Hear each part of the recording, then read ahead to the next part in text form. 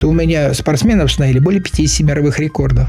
А вот вы всегда имели желание быть мегатренером? В наших условиях готовить чемпионов Олимпийских игр – это архисложная задача. Республика Башкортостан стала пионером развития паралимпийского движения в России, и потом остальные регионы брали с нас пример. Вот это вот такой драйв жизненный, который за счастье можно воспринять только.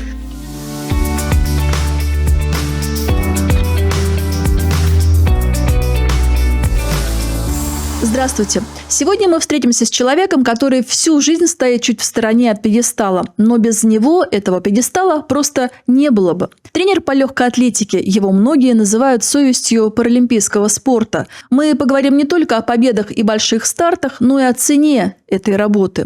У нас в студии заслуженный тренер России Петр Буйлов.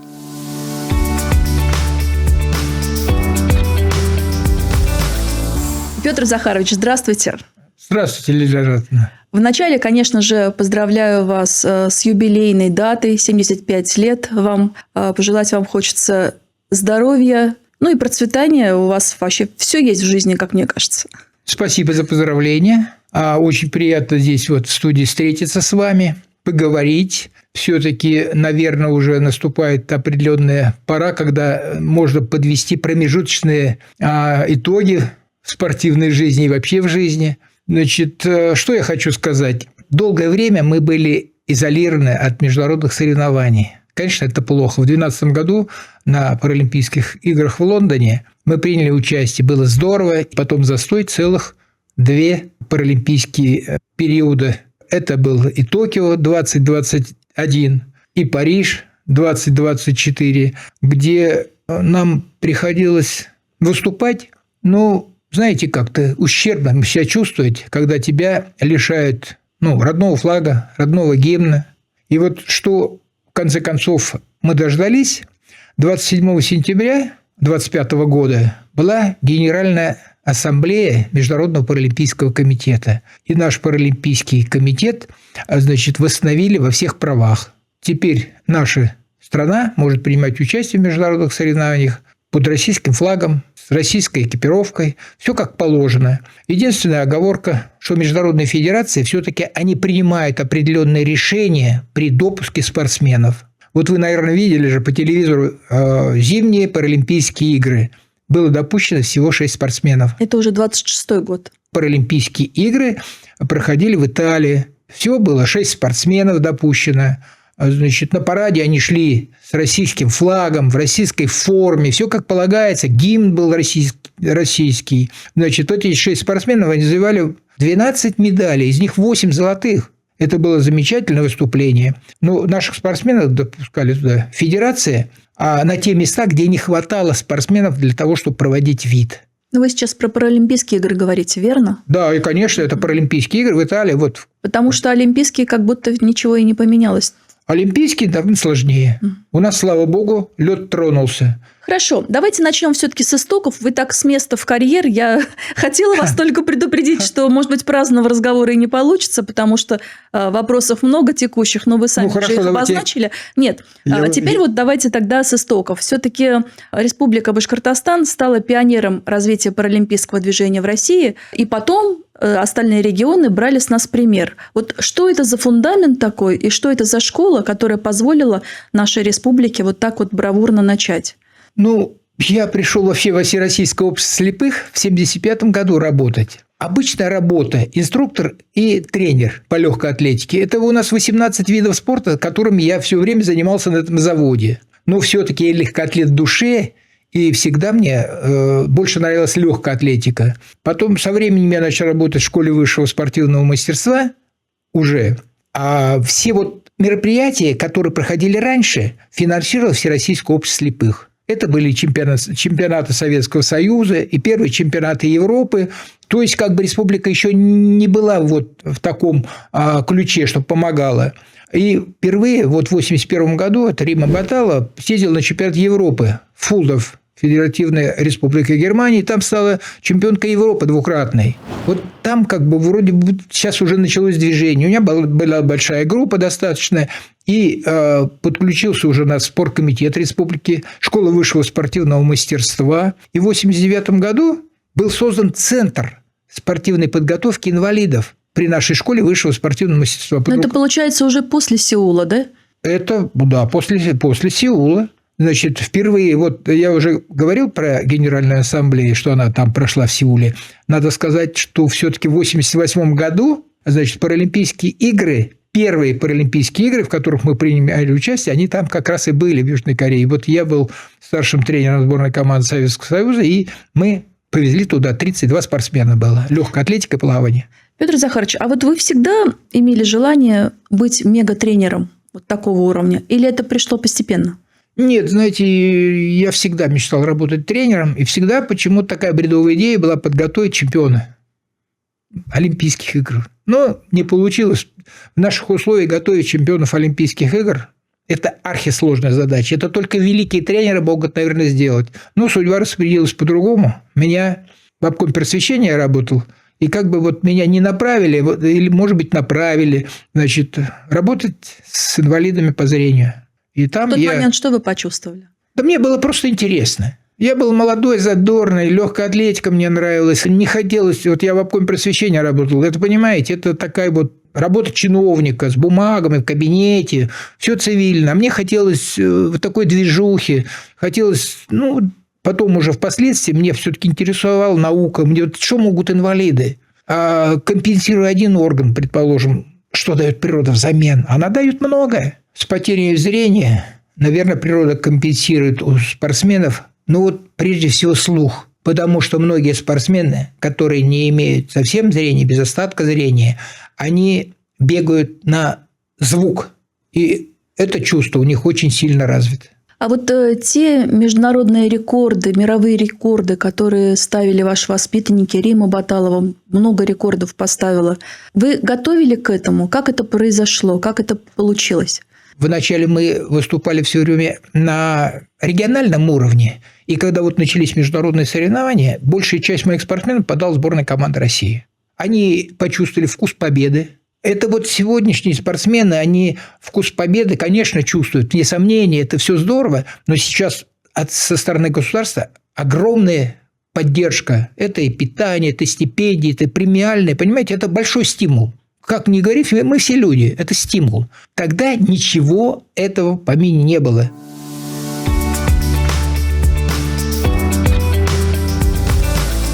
Было такое выражение «спорт вне политики» еще в советские годы. Это пошло от Пьера де Кубертена, основателя современного олимпийского движения. Но понятно, что все менялось, и после Сочи совсем это понятие исчезло в мировой практике. Но вот сегодня как бы вы сформулировали положение мирового спорта, олимпийского спорта? Знаете, я думаю, что все равно спорт – это все равно какая-то часть политики. Когда бы мы ни жили раньше или сейчас, все равно на имидж страны многие спортсмены приносят... Вот кто бы знал Республику Башкортостан, если бы не такие спортсмены, как Баталова, Паутова, Лабзин и другие. Понимаете? Ведь многие знают. Это мы только про легкую атлетику говорим. Я сейчас, конечно, говорю про легкую атлетику. Спорт... И борьба, и плавание. Конечно. И лыжи. Спорт, он всегда будет влиять. Если бы он не влиял на политику, тогда, наверное, не было бы со стороны государства такого внимания к спорту. Было бы внимание, например, только к массовым занятиям спортом. Вот сейчас есть эксклюзивный спорт. Это первый этап большого спорта, когда все население привлекает к этим занятиям, прививает любовь к этим занятиям, а потом какие-то люди почувствуют желание соревноваться, могут придут различные виды спорта. Это очень тоже хорошее начинание, и это тоже поддерживается. Это влияет на здоровье нации, потому что это же очень важная вещь. Вот вы сказали, что на первых Паралимпийских играх с участием спортсменов Республики Башкортостан на России практически не было никаких призов. Что вы скажете о современных спортсменах? Понятно, что сегодня спорт – это профессиональная карьера, это нормальный такой стабильный доход. А вот по поводу идеологии и все-таки патриотизма у наших современных спортсменов, ваше ощущение, ваше впечатление хочется узнать. Я думаю, что патриотизм наш, он все равно, как бы ни относились к спорту, он никуда не может исчезнуть в большей степени. А все спортсмены, как правило, любят свою страну, живут здесь, не говорят никогда плохо, предположим. Понимаешь, я не вижу особой разницы, не замечаю, потому что, нравится им. Мне предлагали жить в Москве, например. Я сказал, а мне жить нравится в моей Нижегородке или в Уфе. Это мой выбор. И спортсмены, даже за деньги их трудно переманить. Вы попробуйте моих спортсменов переманить, предположим, куда? Пожелать им лучших условий. Я уверен, что они не пойдут. Ваши-то точно не пойдут. Я уверен, потому что патриотизм им не занимать. По крайней мере, ведь не только любовь к родине, любовь к родителям, к земле, к тренерам, вообще к людям. Оно воспитывается параллельно, потому что даже работая тренером, я ведь не ставил никогда задачу такую же побить мировые рекорды, победить все только любой ценой. Нет.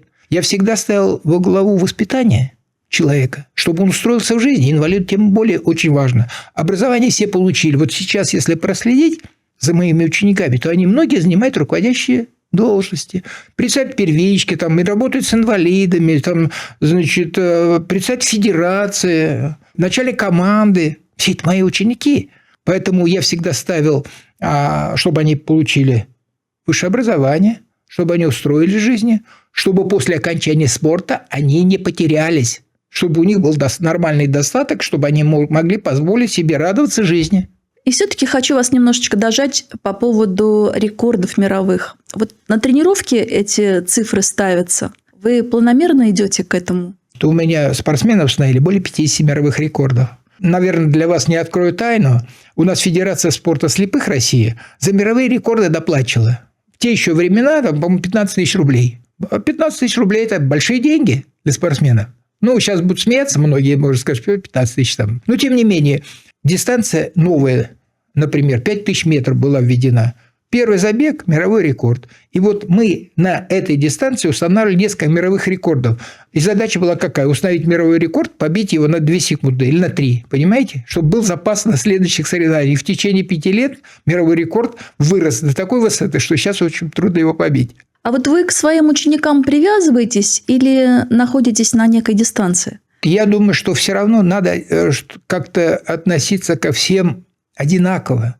Наверное, это очень сложная задача у тренера. Понимаете, есть спортсмены, которым не надо помогать. Они выросли. Достаточно поговорить по телефону, посоветовать. Хотя даже им уже некоторым много лет. Не буду говорить, сколько. Они мне звонят, говорят, шеф, как ты считаешь? Да, они вас шеф называют. Или посоветуй чуть. Ты же знаешь все. Я говорю, да все не знают.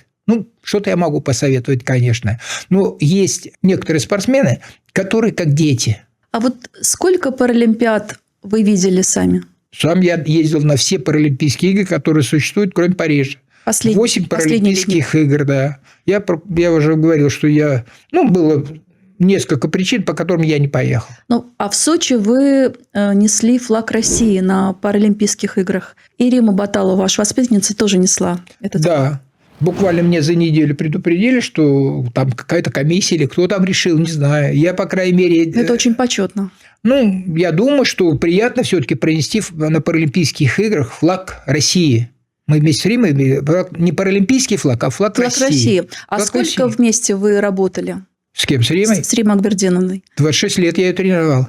Потом был период, она несколько лет добегивала у Геннадия Ивановича Алексеева. Легендарный человек, легендарная спортсменка, 13-кратная паралимпийская чемпионка, на международных соревнованиях чемпионка Европы и мира, полсотни, не меньше у нее побед. 42, по-моему, если помню, это была чемпионка Европы, только чемпионка, и 18 чемпионка мира. Безусловно, легендарный человек, и сегодня общественный деятель, депутат Государственной Думы. Скажите, в какой момент вы поняли, что перед вами не просто талантливая спортсменка, а личность особого масштаба? Как спортсменка, наверное, понял сразу. Потому что, придя в интернет, я ему много раз рассказывал, и придя в интернет, на перемене вылетела девчонка такая. Я смотрю, такие быстрые качества. И я ей, по-моему, тогда сказал, слушай, приходи в секцию, если у тебя получится. Я уже дословно не помню сейчас, но отсюда. А когда я понял, что она может добиться во многом, это характер. Это такой, понимаете, целеустремленный человек в жизни, бывает же всякое на тренировке. Вот что-то не так пойдет, иногда не в форме, иногда настроение не такое. Говорит, давай закончим тренировку. Нет, мы доделаем. Все любой ценой, понимаете? Вот это трудолюбие не занимать. Я думаю, что все-таки талантливый человек, талантлив во многом. Поэтому я всегда желаю здоровья, терпения и такой же активности на долгие годы. Потому что 3 созыва в Государственной Думе Российской Федерации продержаться в такой конкуренции, я думаю, что это не так просто.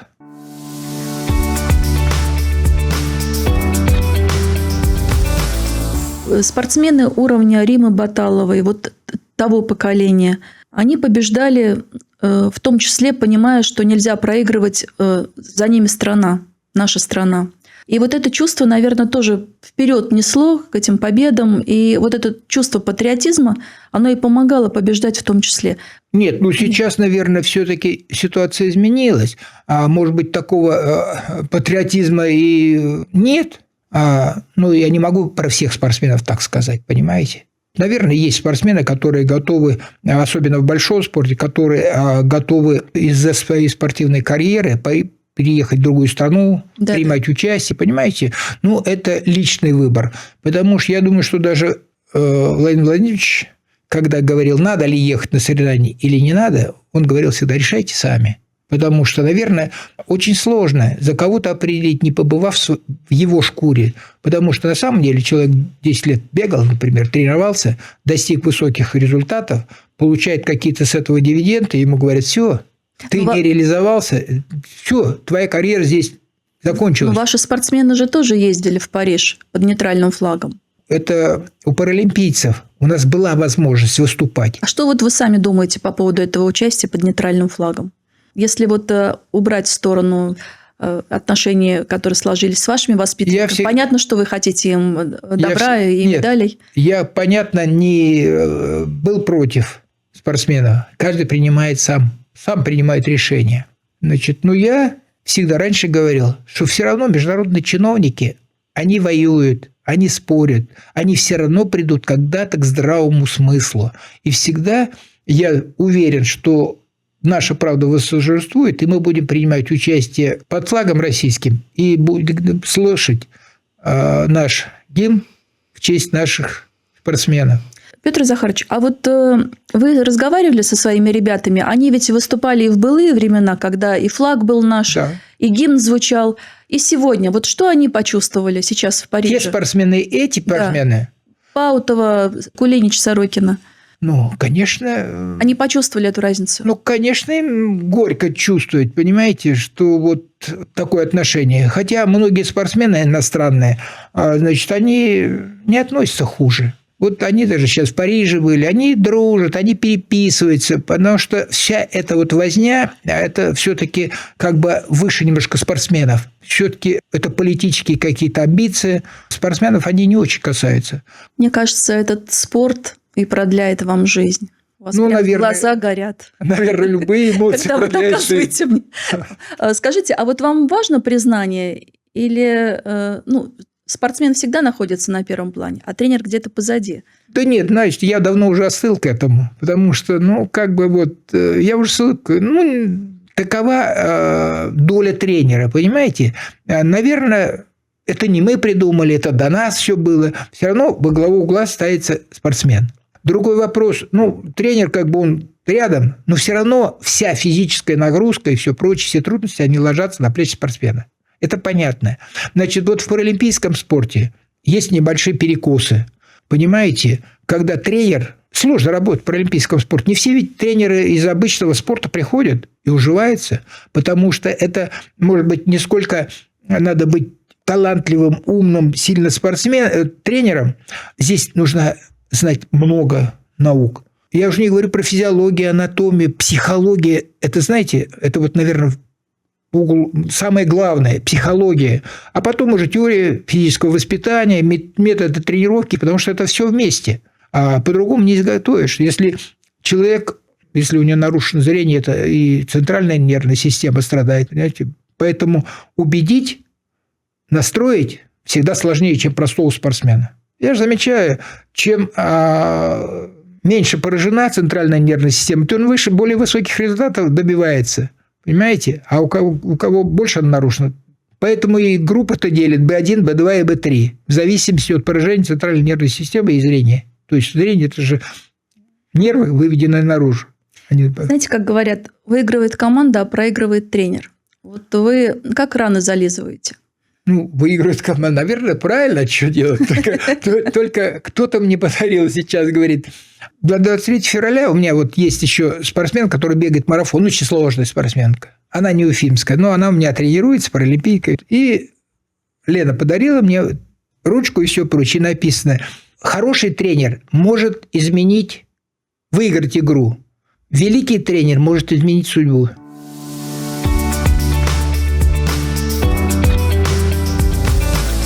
Для своих воспитанников вы тренер и психолог, но для жителей деревни Нижегородка вы много лет были депутатом Зубовского сельсовета. Сейчас, по-моему, уже нет. Сейчас я член общественного совета Уфимского района. А зачем вам все это надо?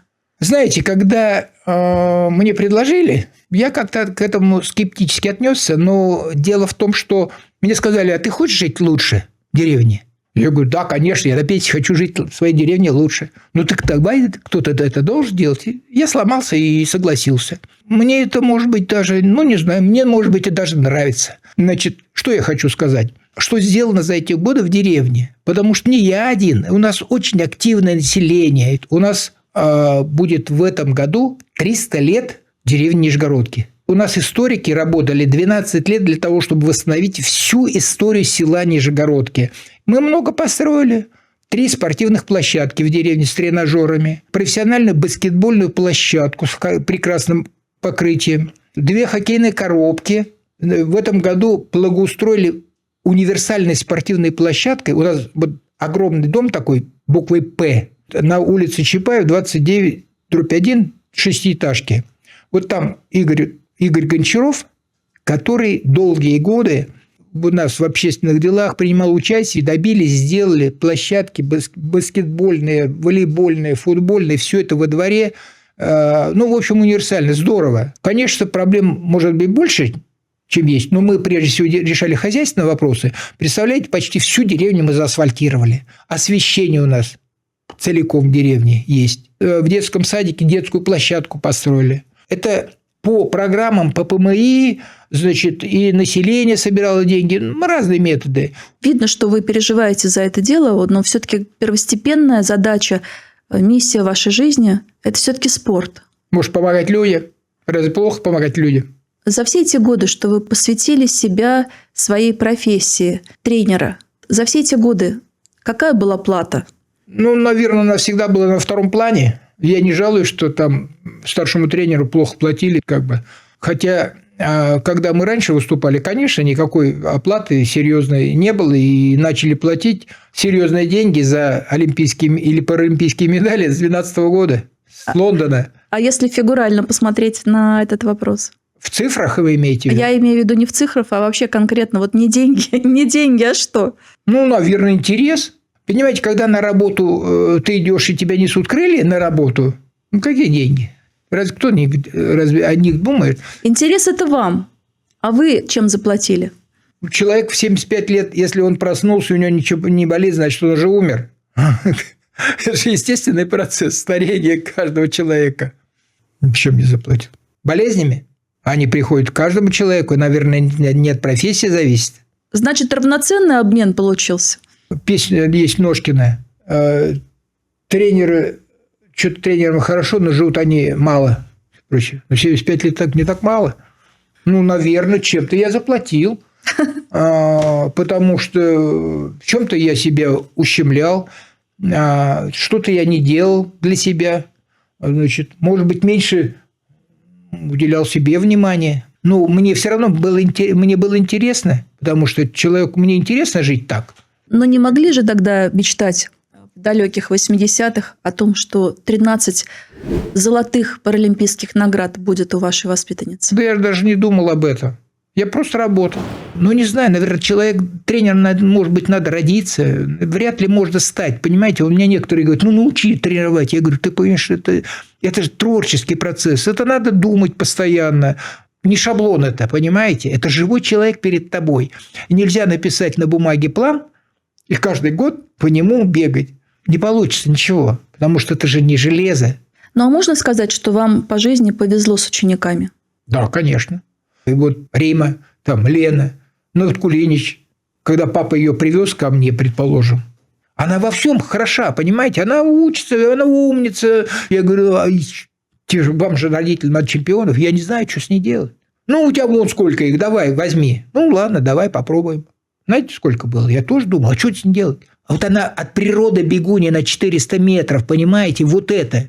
А психологически не готова. Вот ничего не могу делать. И я ждал, знаете, сколько лет ждал? Когда она пробежит 400 и выиграет чемпионат мира. Вот она в 2010 году приехала ко мне, а вот в 25-м она выиграла чемпионат мира. Понимаете? Это какое надо терпение? А раньше тренеры сейчас вот берут новичка 18 лет, гоняют, смотришь, 3 года сломалась. Или все, уже сыта этой легкой атлетикой по никуда, и уже не хочет даже видеть, не слышать про это. Понимаете? Конечно, талантливая. А она потренировалась 2 или 3 года. Я смотрю, ну, высокая, рослая девчонка, руки длинные. Ну, что ты умеешь? Вот что тебе нравится, я спросил первое. Она говорит, ничего, метать мне нравится. Ну, давай. За 1,5 года на Олимпиаде стал серебряным призером. Понимаете? Нравится это. Вот это важно.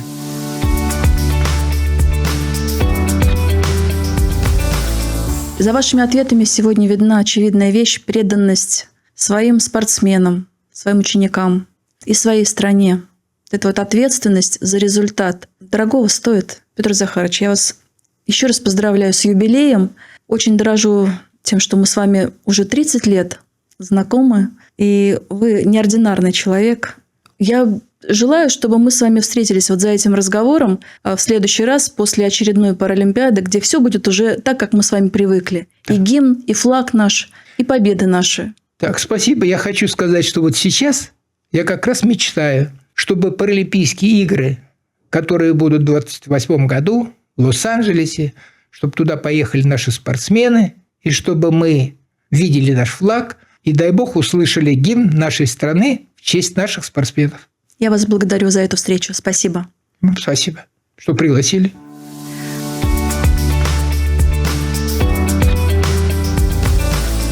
В спорте, как и в жизни, почти все измеряют результатом – секундами, метрами, медалями. Но после этого разговора остается ощущение, что главное все-таки не в этом, а в том, какой путь ты проходишь, за кого несешь ответственность и кем остаешься, когда никто не смотрит. В умении быть рядом, держать слово и делать свое дело, даже когда трудно и не всегда заметно. Счастливо!